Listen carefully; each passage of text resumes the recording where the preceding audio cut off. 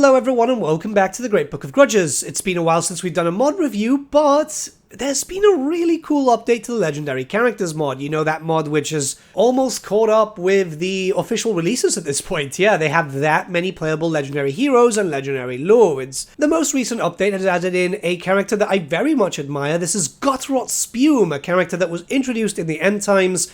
And the reason why I like this character so much is because when Games Workshop introduced GUTROT SPUME into the Warhammer Fantasy narrative, they reintroduced the concept that Nurgle has the largest navy in terms of the Chaos Forces. Yes, this is a naval character, but a little bit different, and yeah, this is probably the most fun I've had with a Nurgle character so far. It's an incredible mod. Legendary characters in general just adds in a lot of flavor, so if you want to play as certain characters, it just gives you a lot more freedom.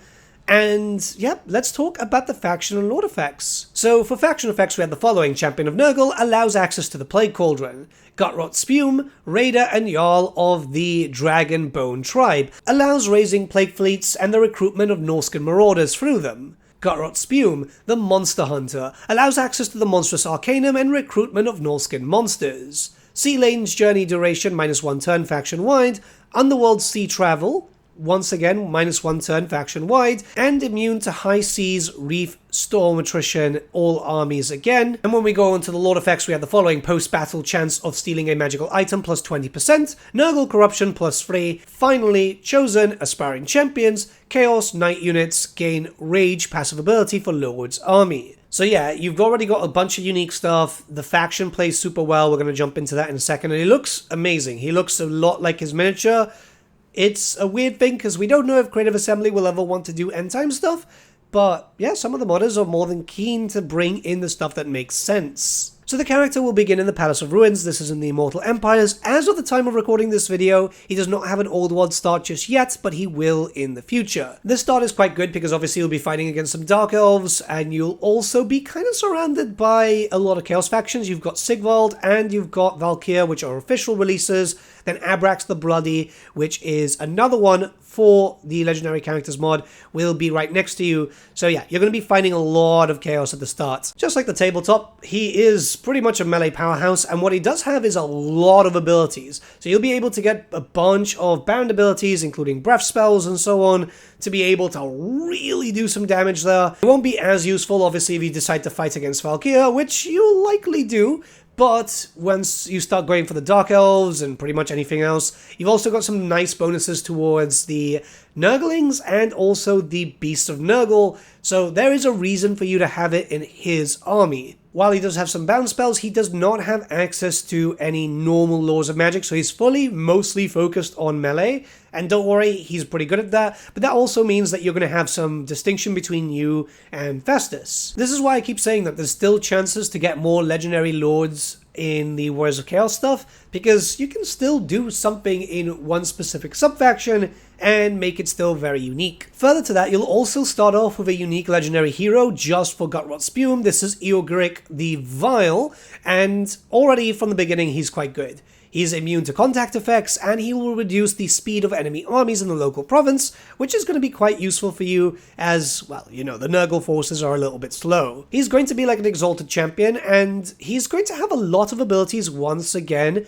as you start going into his unique skill line. One of them, for example, gives him Executioner and Terror after he gets more than 80 kills, and believe me, yeah, he's not going to take that long to get 80 kills. He's a pretty cool character, very useful at the beginning as you're going to be fighting against a lot of powerful Chaos forces, and then afterwards you can send him off to protect a Chaos Sorcerer Lord of Nurgle, as those lads do struggle a little bit, so yeah, works overall. Construction is going to work the same as the other Chaos forces. The only added bonus is that you're going to be able to pick up some of the Norscan troops, like for example the Wolves, the Mammoths, the Giant, and the Frostworm. The Mammoth is a big thing because originally, as it was introduced for Warhammer Fantasy Tabletop, it was a Chaos Warrior thing, so it's a massive shame that we still don't have Mammoths for the Chaos Warriors. I get that Creative Assembly wanted to split it up a bit, which, I mean, is cool, but it's one of those centerpiece models, and you can recruit them through allied recruitment. It's nicer if you can recruit them standard. So this is a really cool theming of this.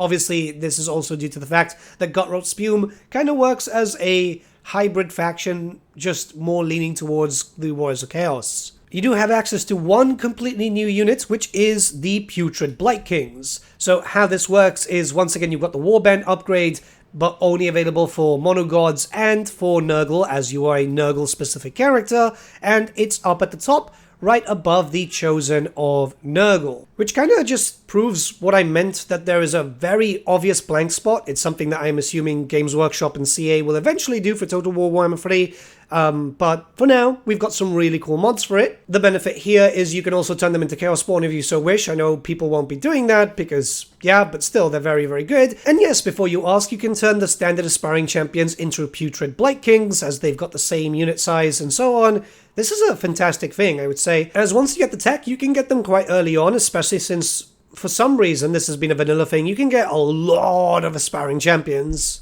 Obviously, keep in mind that they are fairly expensive, but yeah, absolute awesome units. They look like the tabletop miniature, they're using additional hand weapons, and yeah, it's absolutely insane. I love them, absolutely love them. They've got Wall Breaker, they're anti-large, they've got poison attacks, magical attacks. They are really a massive terror on the battlefield. Definitely the unit that you're going to be wanting to use as a doom stack. And yes, you can doom stack without too much of a problem, I'd say. I found them incredibly useful when fighting against Valk here, because that's something that you'll be dealing against very, very early into your campaign. So yeah, you've got the benefit. It'll definitely be very useful throughout the whole campaign that you do. By the way, if it isn't obvious, I'm still sick, so I do apologize if I sound a bit odd. Monster hunts will be available to you just like the Norscan, so what you have to do is just boost up through the tech tree over there. It's just a small addition. The greater part of your tech tree hasn't been changed, which is a good thing, because the Warriors of Chaos tech tree is honestly really good. It's perfect for the faction in general. It doesn't have to be massive, it just has to have everything that you need. Obviously, there is a small addition, which is that of, you know, being able to get your stuff sorted for your Putrid BlightKings, so they feature there, but other than that, it feels like vanilla, which, again, is a good thing. As a fun mechanic, you'll have access to Rites, and these will cost souls, so yeah, it'll actually give you a reason to stockpile on souls. Blessing of Nurgle will allow you to have better chance of spreading plagues with your armies. Exponential growth will give you extra growth faction-wide, which is obviously very, very cool. Summon PLAGUEFLEET will bring you into a new system, because obviously this is a naval-focused character. This will allow you to get a Black Arc, we'll talk about that in just a little bit, and then proliferate cults, you'll get access to cults. Cults are very, very useful for Chaos factions, especially those which are kind of more monogod style. The PLAGUEFLEET one is the one to talk about first. You'll get access to a Black Arc character, which is going to bring you some benefits. Obviously, this is a character which will have some spells, is able to do a decent amount of damage. Keep in mind that when these spawn, there's always a chance that those pirate factions will attack you, though. It's very, very important to be prepared for those. But yeah, you'll be able to build up with this. You'll be able to get a fleet sorted.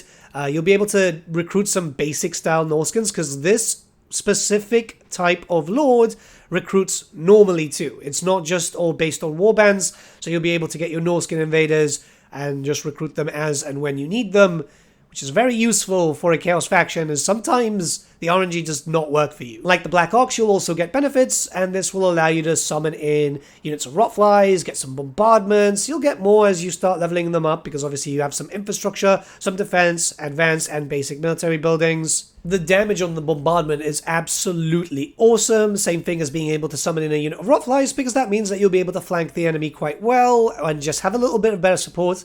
Obviously, the same restrictions as a Black Ark still stands, so you won't be able to take them up on land, and they do have a large but still limited area of influence where you'll be able to get these bonuses. However, considering where you're starting, you're already going to be getting those bonuses quite early on, as there's not a lot of area between the land and the sea. It'll also help you pick up a little bit of extra strength there when trying to take over all the dark fortresses in the location. And you can go with the theme, right? So you're invading Bretonnia. Bring a PLAGUEFLEET with you, so you'll be able to get some more bonuses. Same thing if you're invading Ulthuan. If you're using mods to get extra dark fortresses, that could be quite useful. Or, I mean, at the end of the day, you could just give them to one of your many vassals and just dedicate the world to Nurgle. That's generally what I try to do. Obviously, keep in mind that these do cost souls. I need to repeat this once again, because early on, it's kind of hard to balance with the Gifts of Chaos, because that's obviously still a thing. But as you get later on, as you start getting more and more fights in, it shouldn't be too much of an issue. Getting access to the cults also is quite useful because this is going to allow you very heavily to generate more infections, and that means that you'll be able to get more plagues out. It's important to note here that it's pretty random, but it can pop up in elf and human settlements, so yeah, I mean here it was at the Eagle Gate, which is beneficial as usually the High Elves don't outright destroy the gates, and neither do the Dark Elves, they just take it over. But yeah, if you like Nurgle, especially if you like putting out a lot of plagues, considering that you have a lot more incentives with this character, you'll want to have as many going out as possible. Sometimes it's important just to remember that, but as you will notice that all the mechanics synergize extremely well, so this faction does feel like something that CA themselves would do. It honestly works out quite well. The plagues are the same as Nurgle in general, which, yeah, I mean, all the plagues are fine. Personally, I do wish there were a few more destructive ones, but that's more of a CA thing rather than a modder thing. But yeah, overall, pretty damn good. It's a pretty cool campaign overall. I'd say at the beginning it's going to be a bit tough unless you move quickly, because you don't start off like the other Chaos Warrior factions, which you already get from the beginning a vassal. But if you focus early on taking out Sigvald or Valkyr, you should be golden from there. Then afterwards, just deal with all the other problems there, like the Dark Elves, the other Chaos Warrior factions. I've been really enjoying this mod. I've been playing it for a few hours yesterday, which is topical, you know? I'm sick with the flu, so might as well play as a Nurgle faction. But yeah, as always, the Legendary Characters mod and the team behind it have introduced another really awesome character for a unique feel, which still feels like part of its specific god culture, but something a little bit different, you know, to give you the variety that a lot of people want.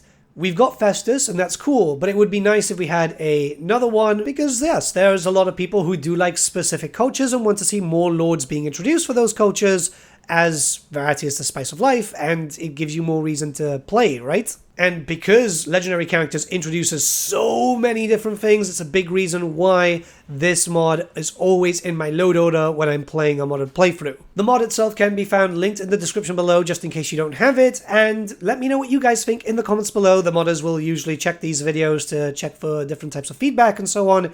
And yeah, have a good day, guys. We should hopefully be back to normal very, very soon, whilst I'm recovering, because yeah, it's not a fun time for me right now.